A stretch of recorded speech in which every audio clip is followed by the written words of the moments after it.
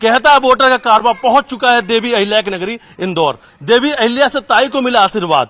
जिसने भी लड़ा ताई के सामने चुनाव, उसका खत्म हो गया चुनावी सफर। 35 साल से बीजेपी लगातार चुनाव जीतते जा रही है और हर चुनाव में बीजेपी का आंकड़ा बढ़ता जा रहा है। पिछला चुनाव 5 लाख वोट से ज्यादा बीजेपी जीतती है और 35 साल से कांग्रेस के यहां पर खाता नहीं खुल पाया है। देश का सबसे स्वच्छ शहर इंदौर, स्वच्छता की पहचान रखने वाला इंदौर शहर खान पान में भी पूरी दुनिया में अपनी एक अलग पहचान रखता है। यहाँ के वोटर इस वक्त हमारे साथ मौजूद हैं। क्या सोचते हैं, किन चुनावी मुद्दों पे वो अपना मतदान करते हैं और इस बार क्या है स्थानीय मुद्दे या किन मुद्दों में वो अपना करने वाले हैं मतदान, क्या कुछ इनके मन में, इनसे हम बातचीत करेंगे, टटोलेंगे इनको मन को, पूछेंगे इस बार किन मुद्दों में करने वाले हैं वो अपना मतदान, किन मुद्दों में आप लोग मतदान करने वाले और इंदौर की जनता के मन में क्या कुछ इस वक्त चल रहा है। देखिए, इंदौर की जनता के मन में इस समय क्या चल रहा है तो नहीं बोल सकता, लेकिन मेरे मन में ये चल रहा है कि हमारा देश सर्वोपरि है। तो जो सुशासन मोदी के टाइम पे चल रहा है तो डेफिनेटली हम उसी को देख के आगे वोट करेंगे। मेरे ख्याल से इंदौर जनता भी यही सोच रही है। जिस प्रकार स्वच्छता में इंदौर नंबर 1 आया है, वोटिंग में भी इंदौर नंबर 1 ही आएगा। इस प्रकार से बीजेपी 35 साल से लगातार यहाँ जीतती आ रही है, क्या वजह है, क्यों इसे बीजेपी का सबसे मजबूत गढ़ कहा जाता है। देश की तरक्की, डेवलपमेंट जो होना है वो बीजेपी के आने के बाद इतना ज्यादा हुआ है कि सब जानते हैं कि बीजेपी जो कर रही है उसमें कोई भी उनको हराना भी मुश्किल लगता है। और जो उनके प्रोग्राम्स है डेवलपमेंट के इंदौर में खास करके भी जो चल रहे हैं वो बहुत ही प्रशंसनीय है। और ये मैं खुद चाहता हूं कि बीजेपी ही आए तीसरी बार और आएगी भी। तो बड़े बड़े डिसीजन लेते हैं, जैसे 370 हुआ, सीए लेना है या माइग्रेशन को रोकना है, ये कोई परिपक्व नेता ही ले सकता है कि जो सिर्फ सोचे देश के बारे में, ना कि अपने परिवार के बारे में। तो एक कुछ जो लहर चल रही है इसी चीज के लिए कि देश को लेकर आगे बढ़ना है, तो वही लहर मेरे ख्याल से आगे बढ़ा रही मोदी जी को। वही 370 का वादा किया, पूरा हो गया। राम मंदिर का वादा किया, पूरा हो गया। 3 तलाक का वादा किया, पूरा हो गया। वंदे भारत अपने आप आ गई। दूसरी बहुत सारी चीजें, बहुत अच्छी तरक्की की है देश ने मोदी जी के राज में। 35 साल की जो आप बात पूछ रहे थे, तो एक होता है संस्कार जी, कांग्रेस के संस्कार, भाजपा के संस्कार। भाजपा के संस्कार राष्ट्रवाद के हैं, देश को आगे रख के, प्रदेश को उसके बाद में, उसके बाद शहर को। तो हमारे यहाँ जो ताई थी, वो ताई लगातार इसीलिए जीती कि उन्होंने शहर को बहुत आगे रखा, साथ में पूरे प्रदेश का ध्यान रखा और देश को भी सर्वोपरि रखा। तो इसलिए ताई को एक तरफा मत मिले। उसके बाद शंकर भाई आए, शंकर लालवानी जी, उन्होंने भी पिछले 5 सालों में बहुत अच्छा परफॉर्मेंस किया है, जो कि दिख रहा है। कोविड का समय हो या दूसरी चीजें हो या मेट्रो ट्रेन हो, शहर की हर तरक्की में केंद्र सरकार की तरफ से पूरा सहयोग मिलता है। डबल इंजन की सरकार ये होती है। किसी को देखना है तो इंदौर आके देखे, मध्य प्रदेश में आके देखे, बिल्कुल ये होता है। और रही बात मोदी जी की, तो जो एक राष्ट्र के लिए जो सोच होती है वो हमने मोदी जी में देखी। इसके पहले कई प्रधानमंत्री आए, जो मैं मेरी एज के अनुसार बता रहा हूँ। मैंने जो भी प्रधानमंत्री देखे, ऐसा प्रधानमंत्री मुझे नहीं मिला। न मैंने ऐसा देखा, न मैंने ऐसा कभी सोचा था कि ऐसा भी हो सकता है। वो देश को सर्वोपरि रखते हैं, न अपने परिवार को, न परिवारवाद को। तो जो मोदी जी का विजन है, एक नेता। सनातन के मुद्दे को आप कैसे देखते हैं, क्योंकि विपक्ष तो ये कह रहा है कि राम मंदिर में अभी प्राण प्रतिष्ठा इसलिए कराया जाए कि उसका बेनिफिट्स लोकसभा चुनाव में लिया जा सके। सनातनी तो हम शुरू से हैं, 1947 से बोलो या 1000 वर्षों से बोले। 1947 में देश का विभाजन ही इस कंडीशन पर हुआ था, जातिवाद के आधार पर, हिंदू मुस्लिम। तो वैसे तो उसी समय इसको घोषित कर देना था, पर ठीक है, हम लोकतंत्र हैं जी। तो सनातन भी है हमारा और मुस्लिम धर्म भी हमारा है। लेकिन अब तक क्या हुआ ना, तुष्टीकरण होता रहा। अच्छा, कांग्रेस के समय उन्होंने पोलराइज किया। आज भी कांग्रेस पार्टी मुसलमानों को डराती है कि अगर आपने हमको वोट नहीं दिया तो ये आपकी सत्यानाश कर देंगे, या आपको ऐसा करेंगे। डराते हैं सिर्फ, ऐसा होता नहीं है। 3 तलाक मुस्लिम बहनों का ही के पक्ष में ही था, उनके लिए ही था। अच्छा, इस बार ये भी कहा जा रहा है कि अगर ये पूर्ण बहुमत, बार बार 370 की बात हो रही है, कह रहे हैं कि 370 इसलिए कहा जा रहा है कि इस बार वो संविधान में कुछ चेंजेस करना चाहते हैं, लग रहा है कुछ ऐसा। संविधान की बात अगर मैं बोलूं, कह रहे हैं कि आरक्षण में जी, मैं आपको संविधान की बात, कांग्रेस बोल रही है संविधान बदल देंगे, और आप उनका घोषणा पत्र पढ़ें तो वो खुद संविधान बदलने की बात कर रहे हैं कि हम आएंगे तो ये बदलेंगे, हम आएंगे तो वो बदलेंगे। तो संविधान तो वो खुद बदल रहे हैं। तो मोदी जी ने तो करेक्ट किया है चीजों को। वक्फ बोर्ड का किस्सा सबको मालूम है, किस तरीके से लोगों की जमीनों पे कब्जा किया जाता है और अपनी जो भी उनके लोग होते हैं, नेता होते हैं, जो भी उनको ओने पौने दोमों पे जमीनें कब्जा करके बेच दी जाती हैं। तो संविधान तो बदलना जरूरी है, जहां पे जरूरी है वो बदला जाएगा। हर किसी को ये सोच के वोट देना चाहिए कि मुझे ये चाहिए तो मुझे इसको वोट देना है, देश के पक्ष में। पहले देश। आप लोग किस पक्ष में देने वाले हैं? देश को। और मेरे लिए देश आज मोदी जी है। मोदी जी का विजन है। मोदी जी आज अगर आप विदेश में कभी गए हो तो आप पहले गए हो और अब गए हो, आप देखिए एक भारतीय को कितने इज्जत की नजरों से देखा जाता है। कि आपको कि बीजेपी राम नाम पर राजनीति करती है? जी नहीं, बीजेपी राष्ट्रवाद पर राजनीति करती है, राष्ट्रवाद मेरा सोचना तो ऐसा है। जो विपक्ष आरोप लगा, वो तरस रहे साहब, कांग्रेस 35 साल से तरस रही है, अभी आपने खुद बताया, मुझे बोलने की जरूरत नहीं। वो सत्ता के लिए तरस रहे हैं, उनके ऊपर थोड़ी सी दया करनी चाहिए वोटरों को कि कहीं ना कहीं 2-4-10 सीटें उनको देनी चाहिए। पे सिमट गई, फिर 54 पे सिमट गई है 2 चुनावों में, तो आपकी बार तो कुछ ज्यादा बन जाओ संख्या महिलाएं भी हमारे साथ मौजूद हैं, उनसे बातचीत करते हैं। सबसे पहले शुरुआत आपसे करते हैं, युवा इन्हीं से पूछते हैं आपके मन में क्या कुछ चल रहा है इस बार चुनाव को लेकर, किन मुद्दों में आप मतदान करने वाली हैं? जी, अभी जो करंट वो चल रहा है, मैं उससे बहुत ज्यादा खुश हूँ। स्पेशली जो राम मंदिर बना है उसके लिए तो मैं इस गवर्नमेंट का दिल से धन्यवाद देना चाहती हूँ। और अभी आगे आने वाले मुद्दों में तो यूनिफॉर्म सिविल कोड की तरफ मेरा है कि विजन सरकार क्या कर रही है। And the next thing is about the आरक्षण।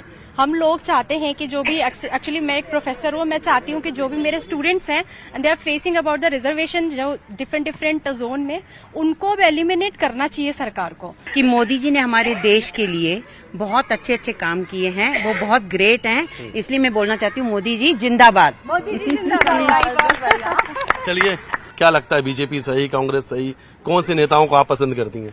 मैं मोदी जी को पसंद करती हूँ। क्यों, वजह क्या है कि लोग मोदी के दीवाने? लोग मोदी के दीवाने इसलिए कि वो जो काम कर रहे हैं, जो डेवलपमेंट हो रहा है वो दिख रहा है, और स्टूडेंट्स से रिलेटेड कुछ भी वो कर रहे हैं, उनसे 1 to 1 बात कर रहे हैं, फिर वो जो साफ सफाई वाले कामगार हैं उनसे भी बात कर, तो एक बॉटम लेवल से लेके टॉप लेवल तक हर एक बंदे से उनका कम्युनिकेशन बहुत अच्छा है। तो जब कोई भी हमारे प्रॉब्लम समझता है वो अच्छा लगता है। तो मैं एक विकास के मुद्दे पर वोट करूंगी, और दूसरा वो नेचर से रिलेटेड भी बहुत सारी एक्टिविटीज कर रहे हैं, नॉट ओनली जस्ट डेवलपमेंट। वो मतलब एक जगह पे अगर डेवलपमेंट हो रहा है तो at the same time he is also working for the nature also, कि उतना प्लांटेशन होना चाहिए, फॉरेस्ट भी ग्रो होना चाहिए। जैसे गुजरात को उन्होंने डेवलप किया, वो हर एक स्टेट को उस हिसाब से डेवलप कर रहे हैं। लेकिन स्थानीय मुद्दे, कुछ तो लगता होगा कि इस बार चुनाव है, इस बार इस मुद्दे में मतदान करूंगी।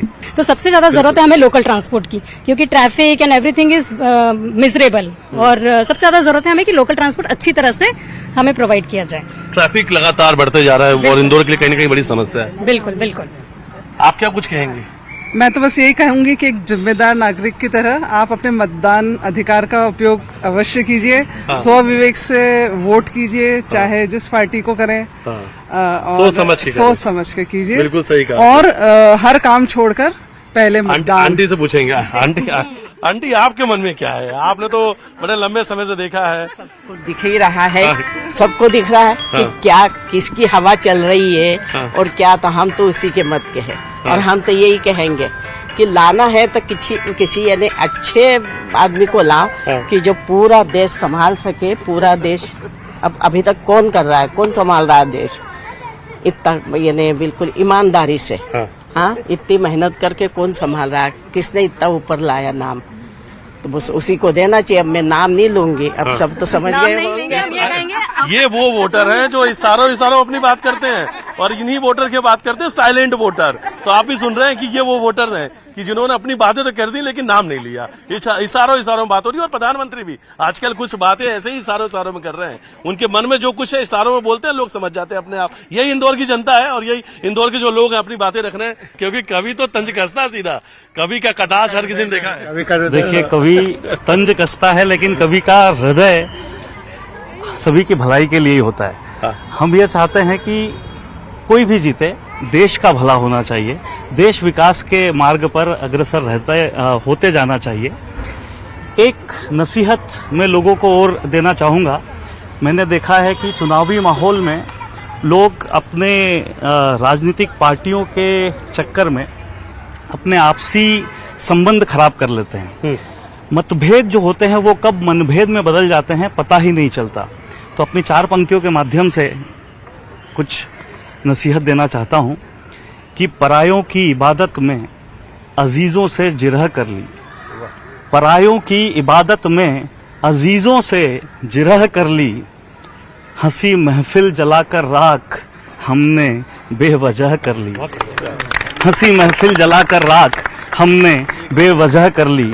और इधर दोनों तरफ प्यादे, इधर दोनों तरफ प्यादे हुए हैं खून के प्यासे। इधर दोनों तरफ प्यादे हुए हैं खून के प्यासे।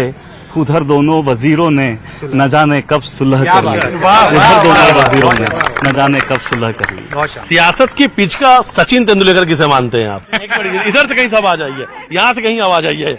आपने कहा सियासत की पिच का कौन है सचिन तेंदुलकर? मोदी जी। मोदी जी। किसकी बॉल पे चौके छक्के ज्यादा लगा रहे हो आजकल? राहुल जी के। तो चौके छक्के उन्हीं के लगा रहे हैं एक्चुअली। और उसमें आईपीएल का सेशन चल रहा है और सीजन है आईपीएल का, और अगर उसमें केजरीवाल जी भी लपेटे में लग रहा है हिट विकेट हो गए। हाँ बिल्कुल, उनकी पूरी सरकार, अभी तो बहुत लंबी लिस्ट है, अभी देखिए धीरे धीरे सब जाएंगे। तो हिट विकेट किसकी बॉल पे हुए हैं, किसकी बाउंसर पे हुए हैं? हाँ ईडी। हाँ जी, ईडी के बाउंसर पे हुआ। ईडी की जी। ऐसा तो नहीं कि कैप्टन बीजेपी का तो नहीं है फिर? बिल्कुल है, है? दुरुपयोग तो बीजेपी की तरफ से भी हो रहा है, हाँ। पर जो भ्रष्टाचारी हैं एक तरफ से वो भी अंदर जा रहे हैं। आपकी बातों से नाखुश क्यों नजर आ रही है? आपने कुछ बोला और नाखुश हो गई? नहीं, इनके अपने कुछ वो है, हम दोनों के मतभेद है। वो थोड़े क्रिटिकल हैं चीजों को लेकर के, ठीक है, वो अपना यूपी से आए हैं, यूपी की बातों को रखते हैं। मुझे लगता है कि यहाँ पे अच्छा डेवलपमेंट हो रहा है। अच्छा, काशी की बात कर लेते हैं, क्योंकि प्रधानमंत्री वहाँ से चुनाव लड़ते हैं। काशी का विकास कितना हुआ है? काशी का तो कायाकल्प हुआ है पिछले 10 साल में, काफी अच्छा काम हुआ है साफ सफाई में। और आप वहाँ का गोदलिया चौक देखेंगे तो आपको लगेगा नहीं है भारत का हिस्सा, ये लगेगा आप कहीं यूरोप में आ गए हैं। और जो घाटों का पुनर्विकास हुआ है काफी अच्छे तरीके से हुआ है, और साफ सफाई पे बहुत ध्यान दिया गया है। और इसको पूरे विश्व में ऐसे प्रचार प्रसारित किया गया है कि भारत को एक टूरिस्ट अट्रैक्शन बनाया जाए और काशी का एक ब्रांड बनाई जाए काशी की पूरी दुनिया में। तो सचिन तेंदुलकर तो आपने बता दिया कि मोदी जी हैं, तो धोनी कौन है? अमित शाह। अमित शाह। तो देखिए ये है वोटर सर। मैं आपको स्कोर बताती हूँ, अब की बार 400। अच्छा, तो इस बार मतलब कि दोनों मिलके दोहरा शतक मारने वाले हैं। 200 अमित भाई और 200 प्रधानमंत्री मोदी जी। 20 ओवर के मैच में वो दोनों भी लगाएंगे। लिखो, तो मजा आएगा देखने में। मजा आएगा देखने हाँ, में। मजा आएगा। मतलब एक ओवर में 6 छक्के बढ़ने वाले हैं। 100% युवराज सिंह का भी रिकॉर्ड ब्रेक कर देंगे। एक ओवर में जो छक्के का रिकॉर्ड है उसका, वो भी रिकॉर्ड ब्रेक हो जाएगा। तो आप लोग मतलब रिकॉर्ड तुम बनाने के लिए तैयार है इस बार? बनेगा इंदौर में रिकॉर्ड? बनेगा। कह रहे हैं कि कैलाश जी कह रहे हैं कि 8 लाख पार इस बार तो इंदौर में है। हो जाएगा, टचवुड हो जाएगा। हाँ, हम करवा देंगे। करवा देंगे, बिल्कुल करवाएंगे। तो अब इतिहास बनेगा यहाँ से। बिल्कुल हम बनवाएंगे इतिहास मोदी जी के लिए। लहर किधर है? बिल्कुल उसी तरफ जहाँ हम ले जाना चाहते हैं मोदी जी वो को। आंटी ने कहा था इशारों की बात कही थी उन्होंने। आपकी इशारों की बात कर लेते हैं, फिर से आ गई ये इशारों की बातें। वहाँ से भी इशारों में बात हो रही है। हम भी वही कह रहे भैया अच्छा, कि हम बात ये जो ग्रुप है ये आपस में क्या चर्चा कर रहा है इन दोनों में? कि ये क्योंकि आप लोग की हंसी बहुत कुछ बता रही है, बड़ा सबको देखकर हम लोगों को अच्छा लग रहा है। अच्छा लग रहा है। बच्चों से देखिए आप किसे पसंद करती हैं? हम हाँ। जो अभी तक चली आ रही है उसे ही पसंद करेंगे ना।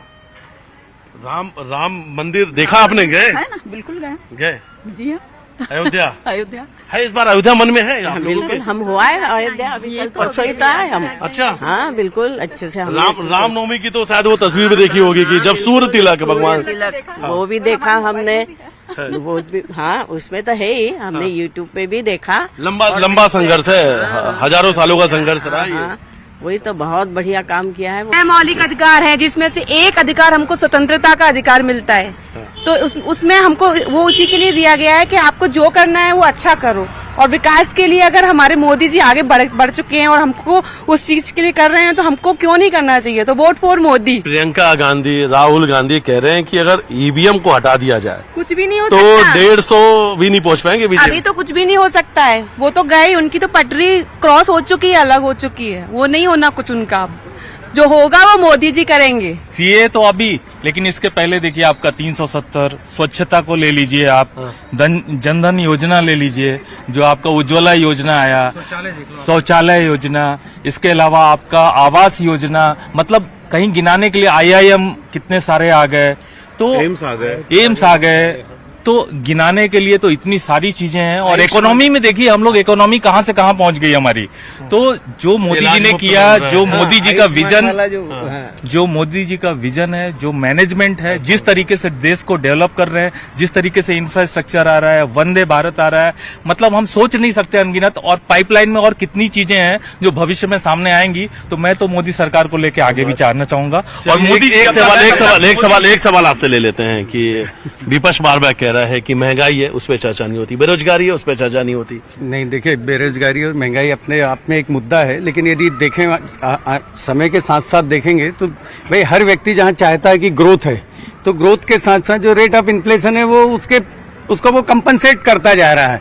यदि हम मतलब मैं मेरी यदि नजरों से देखा जाऊं तो भाई आज जैसे मैं एक इंडस्ट्री में काम करता हूं, तो हम इंडस्ट्री में बहुत सारे लोगों को ढूंढते हैं। हम बहुत रिक्रूटमेंट करते हैं, है ना, लगातार, लेकिन हम कुछ अच्छे लोगों को ढूंढना चाहते हैं। तो बहुत सारे अभी भी ऐसा जो व्यक्ति काम करना ही नहीं चाहता, बेरोजगारी उसके लिए है, और जो काम करना चाहता है, इंडस्ट्री हो या कोई भी संस्थान हो, हमेशा उसको चाहती है कि वो हमेशा रिटेन रहे। देखिए, इंदौर स्वच्छता में नंबर 1 शहर है, और जैसा कि आपने भी इंगित किया, हम लोग स्वच्छता को बहुत महत्व देते हैं। अभी तक भी हम स्वच्छ छवि के प्रत्याशियों को चुनते आए हैं और इस बार भी वही करेंगे।